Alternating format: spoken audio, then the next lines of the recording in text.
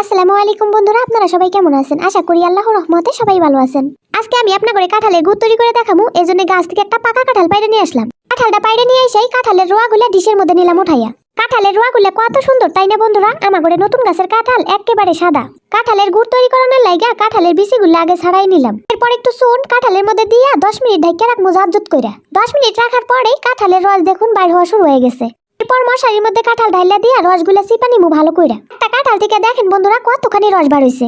একেবারে সলিড কাঁঠালের রস, এর মধ্যে কিন্তু পানি দেওয়া হয় নাই। আমার কাঁঠালের রস বের করা হয়ে গেছে। এরপর চুলায় আগুন ধরাইয়া কড়াইয়ের মধ্যে কাঁঠালের রসগুলো দিলাম ঢাইলা।